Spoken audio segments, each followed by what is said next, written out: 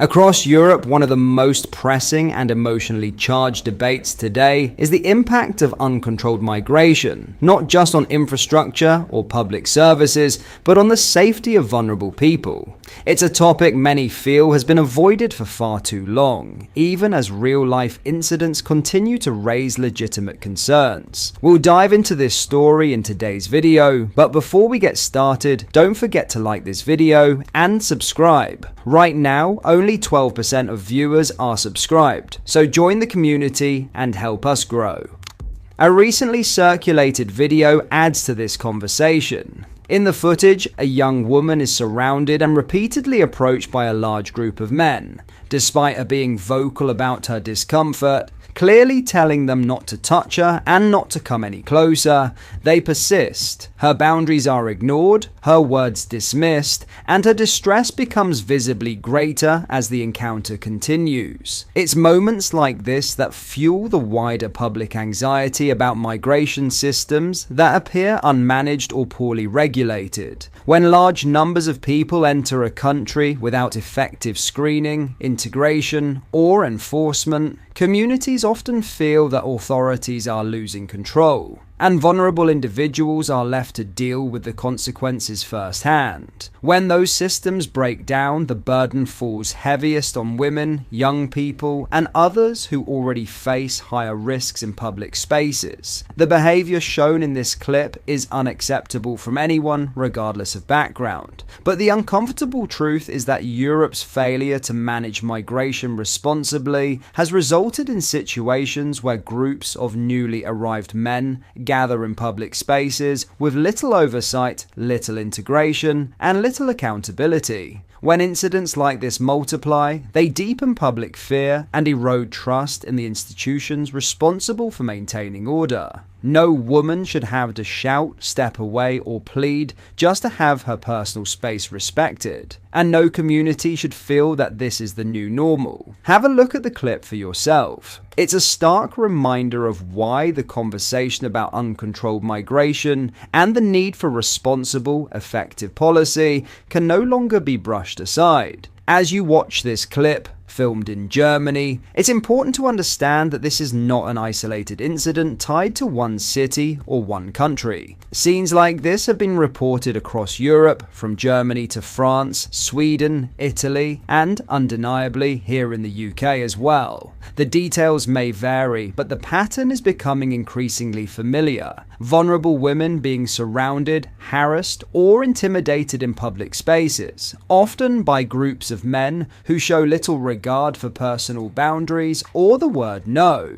Don't touch me! Who are you? Where are you going? I will scream now on the whole station. What's this? What's this? What do you want from me? What do you want from me and you as well? This is why so many people are raising concerns about systems that appear overwhelmed, unmanaged, or failing to keep pace with the realities on the ground. When migration is poorly controlled and integration is weak, these problems don't remain abstract political debates. They spill into everyday life, affecting the safety and confidence of ordinary people. The behavior shown in the video is unacceptable anywhere, and no society should become desensitized to it. Europe, including the UK, has to confront these issues honestly, responsibly, and without fear of silencing or dismissal. Public safety must come first, and protecting the vulnerable cannot be optional. In other news, asylum seekers are set to be banned from using government-funded taxis after it was revealed taxpayers were picking up the £15.8 million bill for annual travel expenses. It follows the discovery of staggeringly extravagant journeys, including one migrant who travelled 250 miles by cab for a GP consultation about his knee, charging the Home Office £600. The Iraqi man, identified as Kadir, was driven to the appointment despite preferring to travel by train earlier this year. Should the Home Office give me the ticket for the train, this is the easy way, and they know they spend too much money, he told reporters at the time. The galling use of public funds originated with an automated booking system at asylum hotels, which arranged these costly journeys without offering alternatives like public transport. A Home Office contractor, Clear Springs Ready Homes, was paying approximately £350,000 monthly to a single taxi company for 6,000 journeys.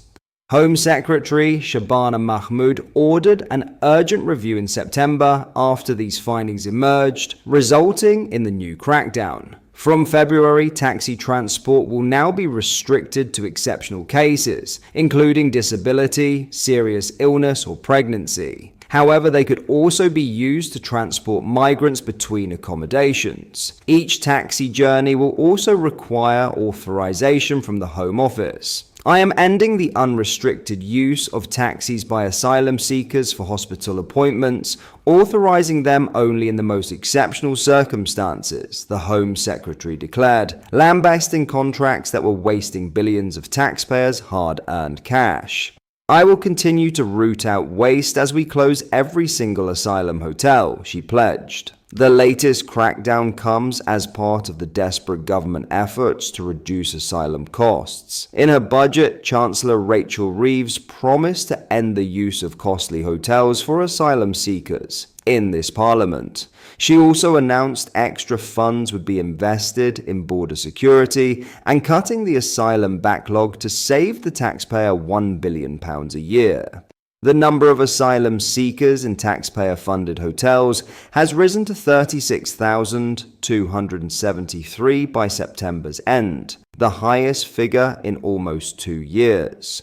Overall, 111,651 individuals were receiving government-funded asylum support, whilst asylum claims reached a record 110,051 in the year to September, surpassing the previous peak of 103,081 from 2002. Military sites such as Cameron Barracks in Inverness and Crowborough Camp in East Sussex have been earmarked by the government to rehouse migrants. However, plans to begin moving hundreds of asylum seekers into these bases by December 1st have been derailed over safety concerns. Authorities are now scrambling to establish appropriate healthcare provisions and additional policing before a single migrant can be moved in. Addressing the delay, a Home Office spokesman said, "We are furious at the level of illegal migrants and asylum hotels. Moving to large military sites is an important part of our reforms to tackle illegal migration and the pull factors that make the UK an attractive destination.